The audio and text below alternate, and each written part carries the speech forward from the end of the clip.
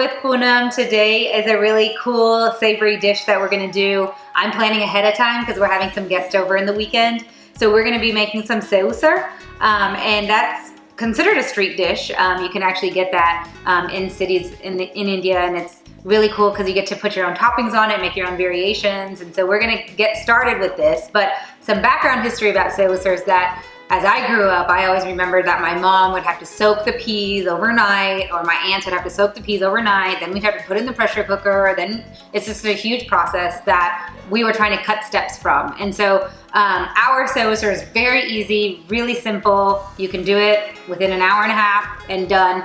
And you don't have to soak anything. You just kind of throw it all in your InstantPot, and then you can move forward with your next steps.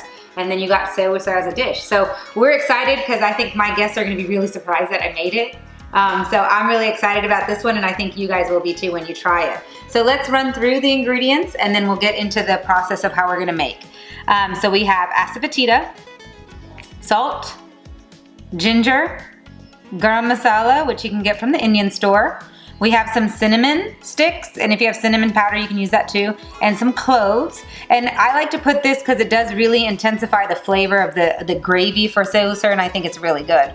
Onions, tomatoes, and you have dried peas. So you're not getting frozen peas from the Indian store or from a grocery store. You're actually getting the dried peas that come in a bag. And so to get started, you're gonna be on saute mode.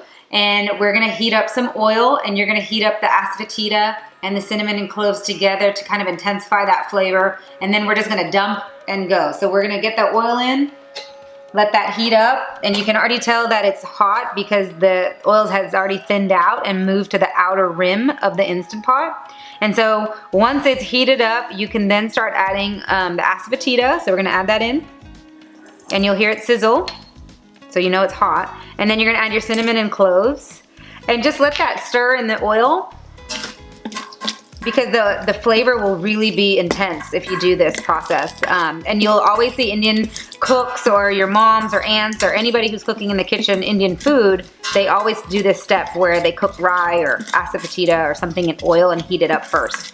It doesn't take very long, so we're actually done. So now it's very simple what you're gonna do next. You dump and go.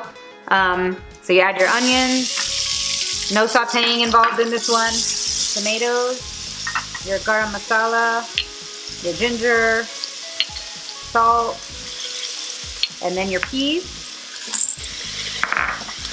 And depending on how many people are coming over to eat, that's how you'll measure out your peas. But since I'm cooking for 4, this is how much I'm going with. And the ingredients and recipe and measurements will be on the site. So just make sure you click on the link for InstantPotWithPoonam.com, and you'll see the recipe there and the process. So now we're gonna add water.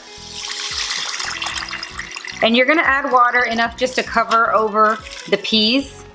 And then after it's done, you can always add a little bit more. So you can always start with less, and then we're gonna go ahead and close the Instant Pot.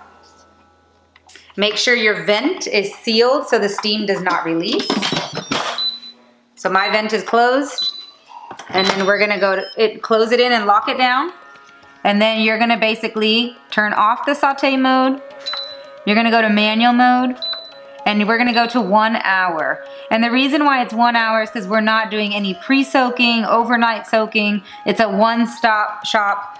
You throw it in, put the pressure cooker on, and you're ready to go. So in the meantime, I'm gonna chop up all of my the ingredients for the actual dish, and then we'll come back when it's done and kind of build our plate. Okay everybody, so our 60-minute timer went off, and I went ahead and turned the Instant Pot off, as well as taking the steam out, so you wouldn't have to watch that. But when you come close to the Instant Pot, you actually smell the cloves and the cinnamon and the garam masala, and it's really enticing to just jump in and start eating. So it's really hot, so be careful when you're reaching into this. But basically, you're gonna take this green pea gravy, essentially that's what that is, and you're gonna serve it up into a bowl. Just make sure you take the big cinnamon chunks out so that no one bites into that. But basically, what we get to do now is build our bowl. So it's kind of like an Indian snack Chipotle. You can pick and choose what you want as your toppings. But traditionally, we have a few things that you do put We do have a cilantro chutney. Again, I did not make this. You can find this ready-made in the frozen section, and I love it because it's very convenient and quick. But that's what we have here. We have some sev, which is a chickpea flour fried snack that adds some crunch to the dish. Onions chopped, onions as well chopped. And the one thing that we're missing is our tamarind chutney. And so I went ahead and made that previously this week, and so you can reference that video. But I'm gonna pull mine out of the fridge so that we can actually get it out of our jar into our bowl so we can be ready to serve our chutney with our dish. So, you know, it's a really quick way of making a full meal, and it's a really good dish when you have guests coming over.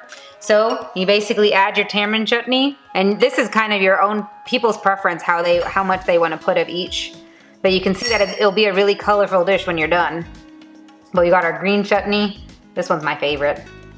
And then we got our onions. Oh, sorry, tomatoes. I'm too excited to eat. I got our onions here. And then we got our sev on top. And I think I'm gonna add a little bit of extra chutney on mine because I really like chutneys. So I'm gonna go ahead and add some more. But like you can see, it's a really colorful dish. It'll be a really good showstopper when you have guests coming over. But you can eat this kind of as dinner. You can also do it as a lunch if you have people coming over for lunch. You can always even make the gravy and freeze it, and that's another way of pre-planning a meal. So really simple. We made it pretty quick compared to how our moms used to make it. So I really do hope you try this one. I think you really enjoy the flavors too. Please let us know if you tried it and how successful you were. You can tag us on Facebook or share your stories on Instagram.